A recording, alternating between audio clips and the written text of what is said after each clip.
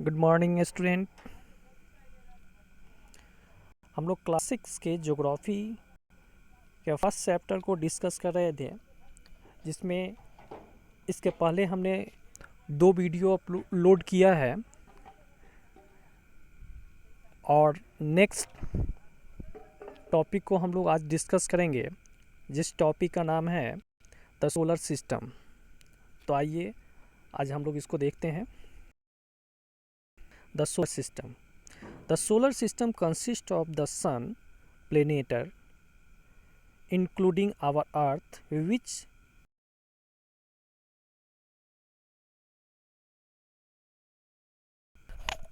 are called orbit। हमारा जो solar system है वह कंसिस्ट करता है किसी से? सूर्य से करता है, प्लेनेट से करता है और अर्थ से करता है, उसी में इन्वॉल्व है। ये जितने भी प्लेनेट हैं जिसमें अर्थ भी इन्वॉल्व है, अर्थ भी उसमें आता है, पृथ्वी उसमें आता है, ये सभी सूर्य का चक्कर लगाते हैं और सूर्य फिक्स पाथ में लगाते हैं। एक निश्चित उनका धुरी है, उसी धुरी पे, उसी रास्ते पे वो हमेशा घूमते रहते हैं और उसके सेंटर में सूर्य होता है।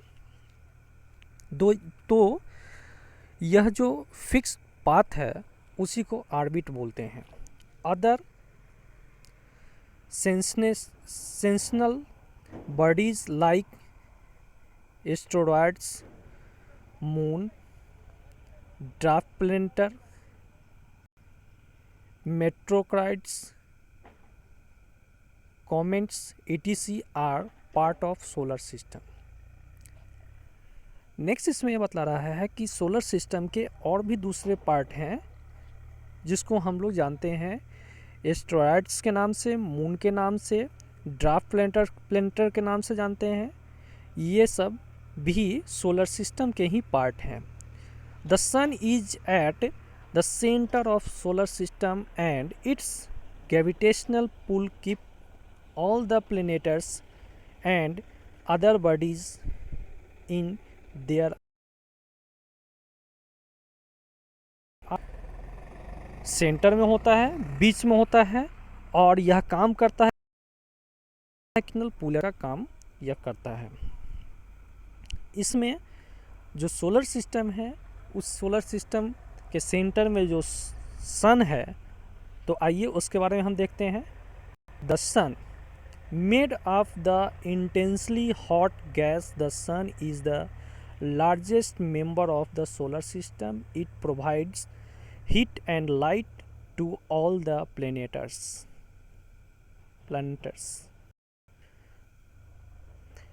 नेक्स्ट ये कह रहा है कि जो सन है वह काफ़ी हॉट गैस है, काफ़ी गर्म गैस है और यह सोलर सिस्टम का लार्जेस्ट मेंबर भी है।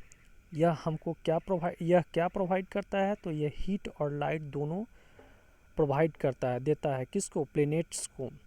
Without the sun life of earth would not exist and our planet would be the completely one and frozen. अब इसमें यह कह रहा है कि आप कल्पना कीजिए कि अगर सन नहीं होता तो क्या होता। सन नहीं होता तो लाइफ संभव नहीं था, अर्थ को एग्जिट करना संभव नहीं था, कंप्लीटली फ्रीज होता, मतलब हीट ही नहीं होता। The gravitational field of the sun hold the inter solar system together. अब इसमें यह कह रहा है कि ग्रेविटेशनल फोर्स जो है वह सन के कारण ही होता है, सन ही उसको होल्ड किए रहता है पूरे सोलर सिस्टम को। अब नेक्स्ट हम लोग पढ़ेंगे प्लैनेट्स के बारे में। देखिए, in the Greek the term planet means wanderer. The essential bodies called planets have been named so because they are the constant motion around their the parents stars। इसमें यह कह रहा है कि ग्रीक भाषा में प्लेनेट को हम वांडरर के नाम से जानते हैं। दूसरा यह कह रहा है कि जो प्लेनेट होते हैं उनका एक मोशन जो है वह कांस्टेंट मोशन होता है। The sun has 8 planets that orbit around it। अब इसमें कह रहा है कि सन के चारों तरफ जो है, चारों ओर 8 प्लेनेट जो है वह चक्कर लगाते रहते हैं। No 2 planets are the same, they have different composition, surface, temperature, gravitational pull। इसमें यह कह रहा है कि कोई भी जो प्लेनेट है वह आपस में एक जैसा नहीं होता है। मतलब सारा जो प्लेनेट है उस पोजीशन अलग अलग होता है, उसका सरफेस अलग होता है, टेम्परेचर अलग होता है, ग्रेविटेशनल पुल अलग होता है, तो सब कुछ अलग अलग होता है। Mercury, Venus, Earth and Mars are called inner planet. इसमें प्लेनेट जो है वह दो टाइप का है, इनर और आउटर। तो मरकरी और मार्स जो है इनको हम इनर प्लेनेट बोलते हैं। सैटर्न हो गया, अर्नस हो गया, Neptune which lies further from the sun are called outer planet। These have rings around them and many moons। अब इसमें यह कह रहा है कि इसके अलावा मतलब मरकरी, वीनस, अर्थ और मार्स के अलावा जो 4 प्लेनेट बच गया, जुपिटर है, सैटर्न है, अर्नस है, नेपच्यून है, ये सब जो है वह आउटर प्लेनेट है जो सूरज का चक्कर लगाते हैं। Will the sun has its own light like other stars? The planets reflect the light of the sun. Moreover, like other star, the sun emits its own heat too and planets receive the heat from it।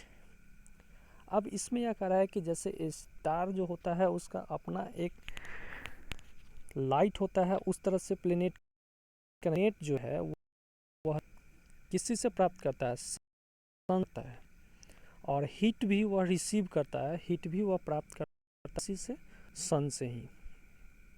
The orbit in planets move around the sun are shaped like flattened circle. अब इसमें यह कह रहा है कि जो orbit होता है, जो एक निश्चित तय किया हुआ जो रास्ता है जिस पे कोई भी प्लेनेट मूव करता है, वह किस सर्किल में होता है, तो वह होता है फ्लैक्टेंट सर्किल में। मतलब लंबवत वृत्त के रूप में वो होता है। The paths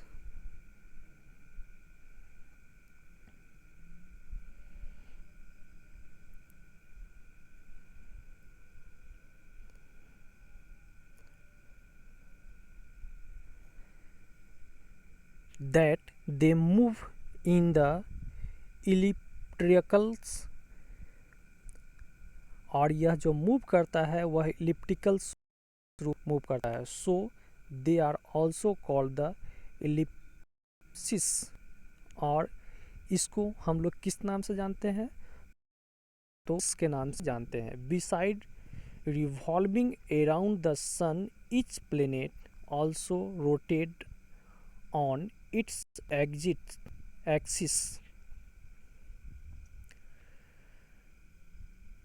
Some planets have their own moon or smaller celestial bodies orbiting around them। अब इसमें नेक्स्ट यह कह रहा है कि हर प्लेनेट जो है वह एक समान एक्सिस में रोटेट करता रहता है हमेशा। थैंक यू बच्चों, आज के लिए ही इतना ही। नेक्स्ट क्लास में हम लोग मरकरी को डिस्कस करेंगे। Thank you.